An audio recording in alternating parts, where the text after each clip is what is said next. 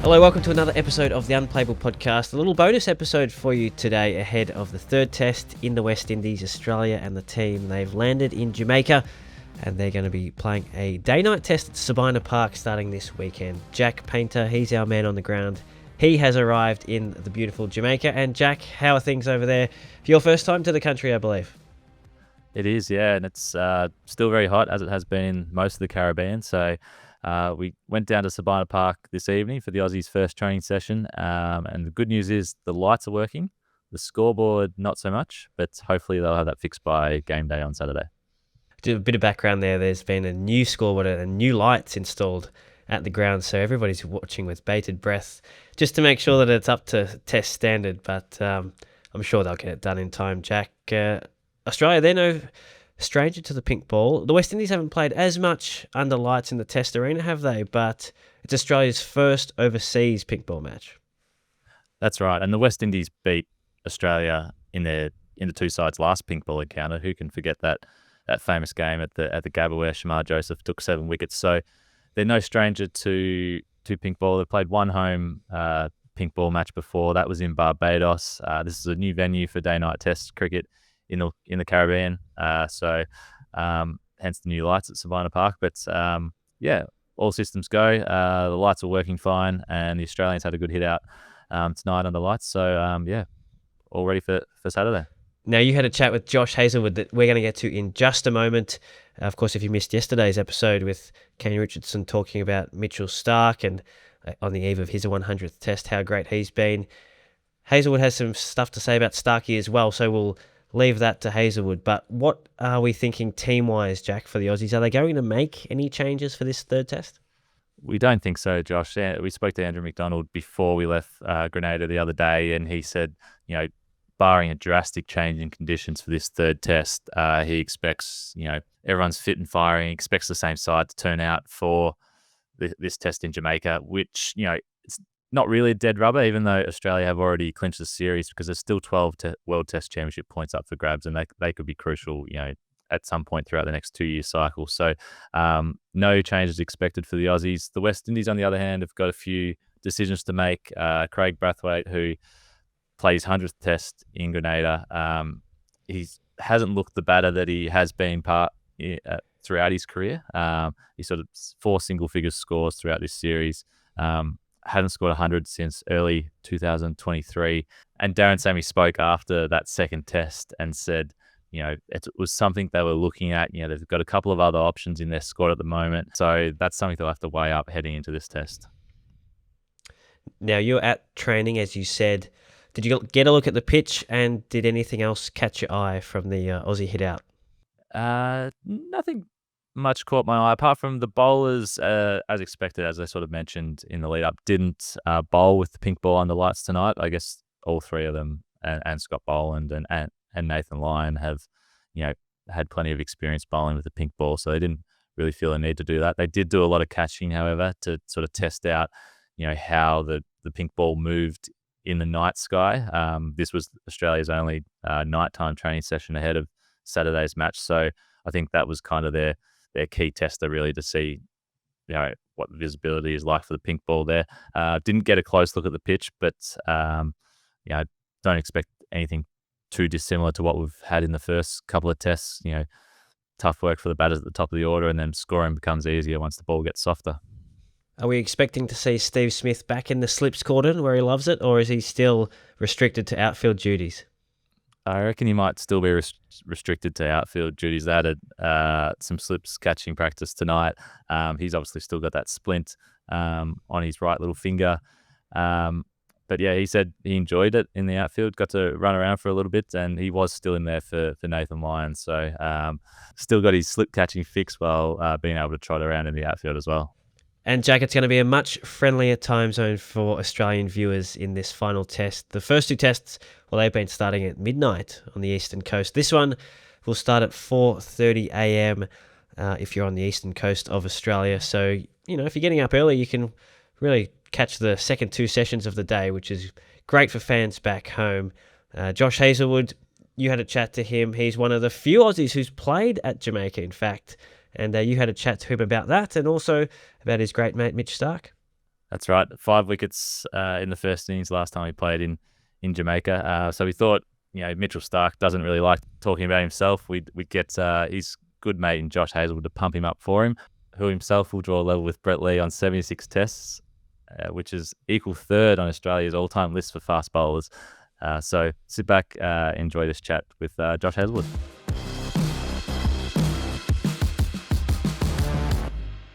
Australia have clinched the Frank Worrell Trophy and are eyeing a series sweep at Sabina Park in Jamaica, which will be the team's first day-night test overseas. Josh Hazlewood has fond memories from Sabina Park with a 5-wicket haul during Australia's last visit here in 2015, and he joins us now on the Unplayable Podcast. Josh, thanks for joining us. Long time ago now, but what do you remember from that match?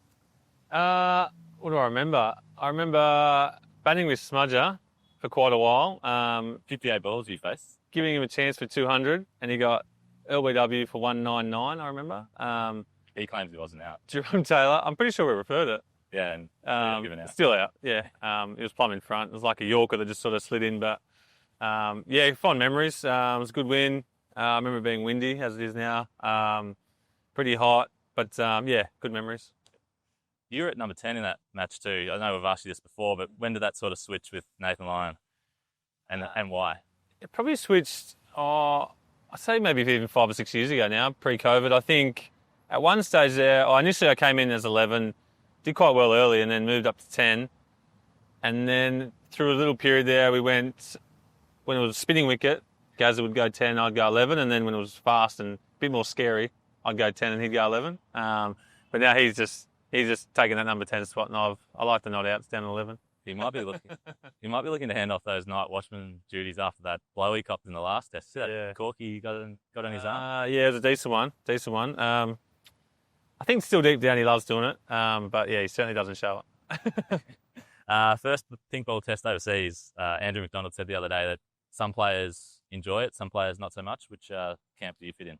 I think most of the time I enjoy it. I think the Kookaburra pink ball can go soft from time to time. I think a few times at the Gabba we've played, the wicket's just too firm for it, too hard, and the ball goes quite soft. I think you need quite a decent coverage of grass for the pink Kookaburra, which Adelaide probably nail down nearly every time. Well, yeah, they do nail it every time. It's a great cricket wicket there, perfect for the pink ball.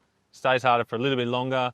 Obviously, if you get it at the right time, not even really at night, if you just get a new ball in general, it's pretty fun to bowl with. So, I think I enjoy it for the most part. These particular pink balls you haven't actually seen yet. You'll get them at training tonight. What do you sort of expect there? Do you know? I've got no idea. I read one article saying he dyes the ball pink rather than, okay. I think the Kookaburra is more of a pink lacquer, looks like, over the top. So I think it'll be very similar to the ball we've been playing with. It could be, I don't know, wait and see, I guess.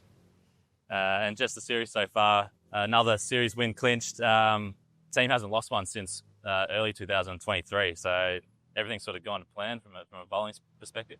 Yeah, 100%. The wickets here we've probably won a couple of tosses that have been maybe more important than what people think. Batting last on these 2 wickets we've played on so far have been almost impossible. So some big tosses from Paddy the last 2 games, but we've made the most of them as well. We've probably batted really well in that 3rd innings when things could have gone either way, and then that sort of set the game up for us to come in and just do our thing in the last innings and have quite favourable conditions for us seamers. So, and as you said, the away stuff is hugely important. There was a period there when I first started playing and everyone sort of seemed to win at home, but not really win away from home. And I feel like we've done that over the last few years. So, it's been good. And wicket in your first over in each of the innings in the last test. You sort of trying to challenge Starc. You that sort of first over specialist there? I felt like we did that a bit last summer as well. Or maybe not last summer, the summer before, against Pakistan a couple of times, West Indies as well. So it was sort of like, if it wasn't one, it was the other. And we always seem to have them 1, maybe 2 down in the first few overs, which is hugely important and handy. I mean, you play those games where the openers dig in and we know how important the hard, firm ball is in cricket these days. So if openers can get through that period, it really sets the game up for the batting team. So a couple of early ones is always good. Just on Mitch, 100th test coming up here in Jamaica.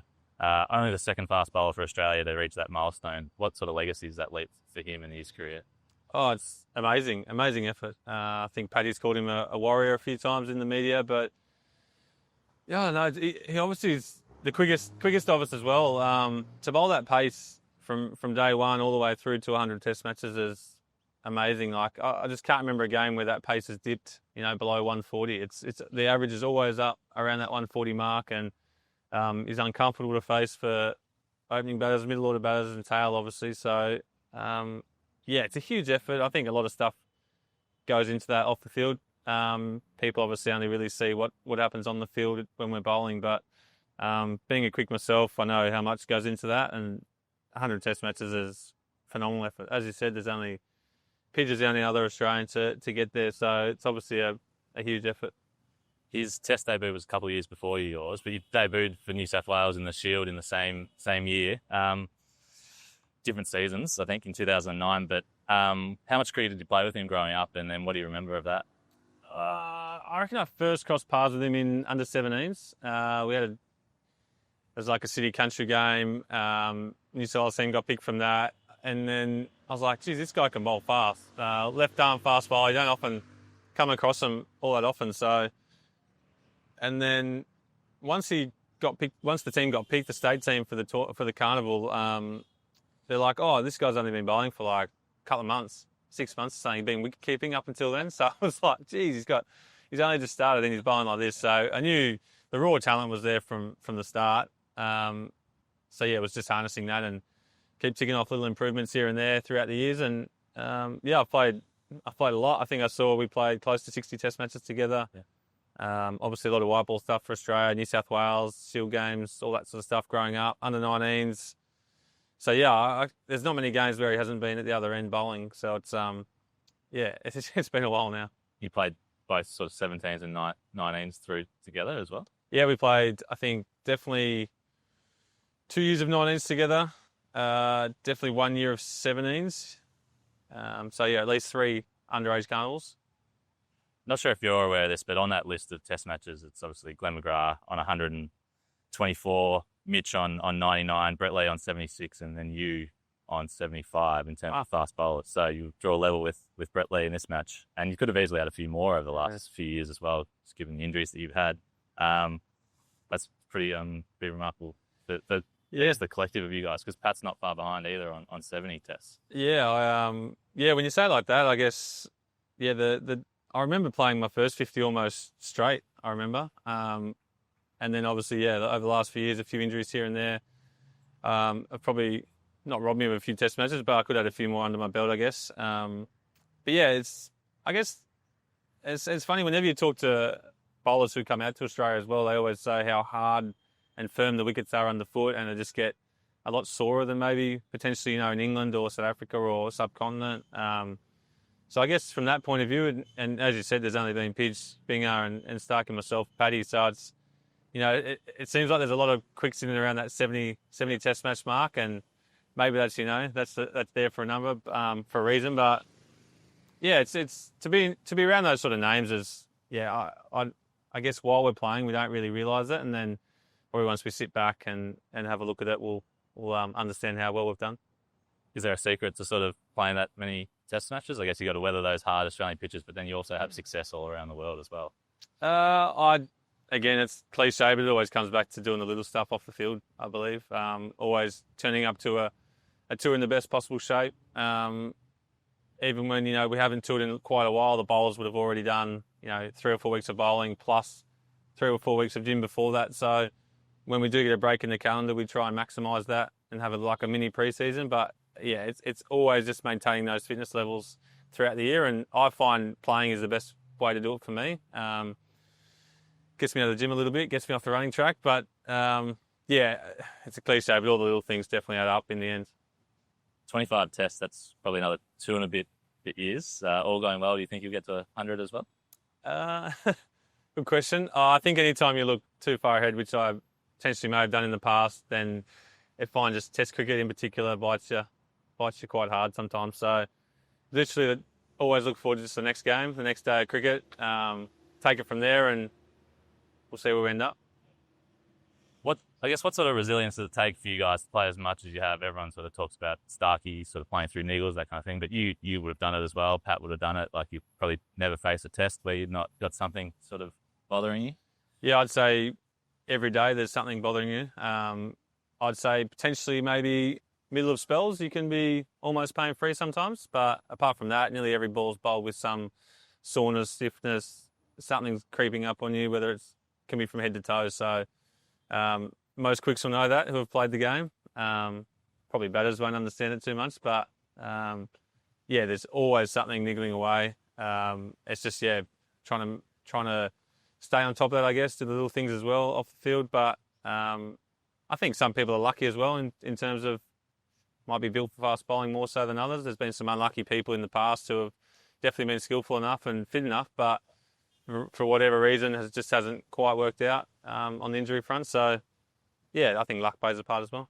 A few milestones coming up. You've obviously got 8 wickets to go to get the 300, but Nathan Lyon is 2 wickets away from moving past Glenn McGrath into outright second for Australia. What will that mean to him, I guess, to have that sort of, acknowledgement, that part of, Australian Test history? He's already done so much in the game. I think it's another one to tick off. I think he's a fair way off Warney still and probably won't get there, but to be second is pretty amazing. You always heard growing up it was always Warren McGrath, bowling in tandem, winning games for Australia. So for Gazza to be there as long as he has and been so successful for so long, huge achievement. This third test coming up, obviously main focus for you right now, but part of the squad for the T20 series, 5 matches coming up after this. What are you sort of looking to get out of that? With obviously another World Cup, early next year. Yeah, it's probably just that sort of knitting down some combinations. I think played a fair bit of T20 in the last 12 months, albeit for some different teams. But I think when the Australian team gets together, it's just about forming those partnerships, and whether it be with ball or bat, getting the order sorted. Everyone has their role. It's sort of clearly defined. But in saying that at the same time, you've got to be prepared to bowl in all phases of the game, and batters have got to be almost prepared to bat in all phases. So it's just more experience against a top quality team.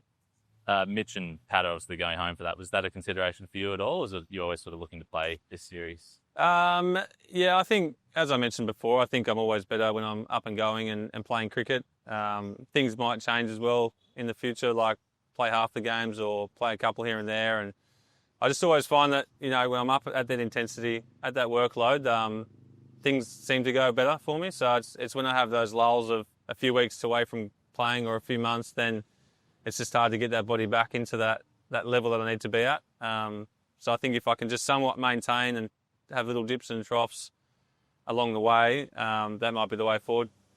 Are you looking at that top end white ball stuff against South Africa as well, or would you potentially, like after that, you sort of, load off and then look forward to the Ashes in the home summer? What's sort of the plan going forward after the T20s? Do you know yet? Or I think I'll definitely put my hand up for that stuff. Again, it's cricket for Australia. It's sort of haven't played up there a great deal. I think we went to Townsville and Cairns a few years ago, but South Africa are always tricky opposition, and some more, again, white ball experience with the World Cup coming up. Potentially maybe a few younger quicks coming to the squad and trying to, again, create those combinations with those guys moving forward. Any cricket's it's always good to play.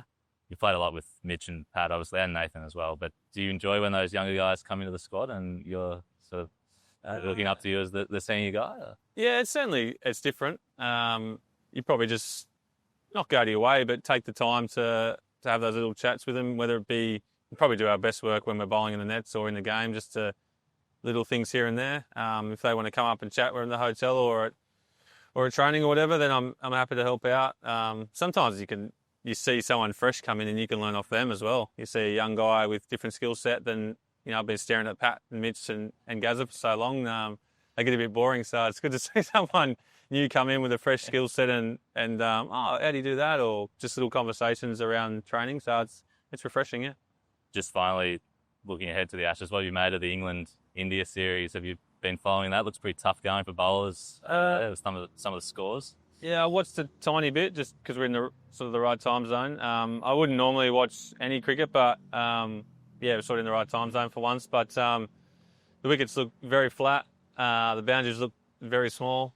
runs galore. So, yeah, I think it can somewhat take that competition out of it. I think you need an even competition between bat and ball, and we've seen that. We've probably seen ball almost overtake bat in Australia in the last few years, and before that, in my early part of my career, it felt the other way. So it's sort of just finding that balance and I guess working out the conditions, what's ahead of you. But yeah, it looks very much bat dominant at the moment, and it's sort of a runs v runs. But we'll see how it plays out. It's pretty ironic how it's gone that way in England, with sort of bat dominating. It's gone the other way in Australia, isn't it? Yeah, that's right. Yeah, you'd always think growing up it was sort of roles reversal, but even bowling recently in the World Test Championship final towards the end there, it flattened. England could get, I think, because it's quite slow compared to Australia. I think when it gets flat and slowish, it can be really hard work. I find in Australia, even when it's flat, you still got that little bit of bounce that you can work with and try and make something happen. But that's international cricket. Josh, it's been a pleasure to have you on the podcast. All the best with the third test, and we look forward to catching up again during the home summer. No worries. Thank you.